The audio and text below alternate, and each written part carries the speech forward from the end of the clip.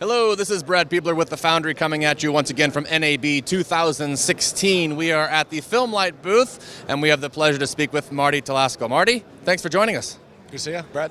So tell me, what's the big news for you guys at the show this week? We're showing two major things. The first one is Prelight V5, which is like a new version of our flagship grading product. It introduces a new primary grading control called Base Grade, which we're really quite excited about. The reaction's been fantastic. Essentially, it's a grading operator which works in a sort of perceptual color space, so it just has a lovely feel and built to work with HDR, and you know it's something that we really think people will use. But also, we have added a bunch of new stuff in terms of finishing features to Prelight. We've got stuff like a perspective tracker, sort of corner pin reprojection, normal map, and world space position relighting from passes coming from Nuke, so we can read Nuke sort of EXR passes directly and relight within Prelight. Green screen keyers, mesh warpers, all sorts of stuff, sort of low-end visual effects which people want to finish directly in the suite. The other thing we're showing is Prelight, which is a new free Mac application which is essentially built to take Prelight color science and grading onto set.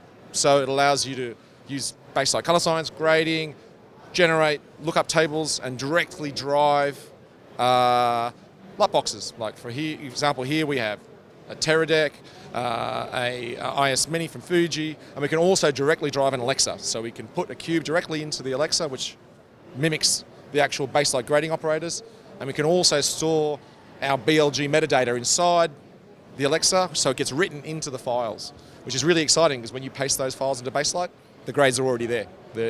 All the color corrections which were used to create those tools are in there. So we think it's very interesting. We've had a lot of good feedback about it, and it'll be going into beta in a month or two. Prelight will be free to do control like one LUT box and some do basic sort of color correction, and there'll be a paid upgrade to allow you to do logging, to control the Alexa, and various other bits and pieces. And would Prelight interface with the hardware as well, or is that strictly with Prelight? You'll be able to connect a tangent panel or something like that, a third-party control to allow you to do sort of grading operations on set in Prelight directly. Anything new on the hardware front? Yeah, this is the first showing of what we call BLX, which is our new high-end version of Prelight, which adds an additional chassis with 6 GPUs in it. And it's sort of an interesting box because it was built pretty much specifically to do very high performance work. So for example, it's being used to do the grading on the new sort of Billy Lin film, which was shown on Saturday with Ang Lee, which is 120 frames a second stereo 4K. And it was built to sort of allow them to grade and review that stuff without having to go render to a playout box. They can do it directly from within the Prelight environment.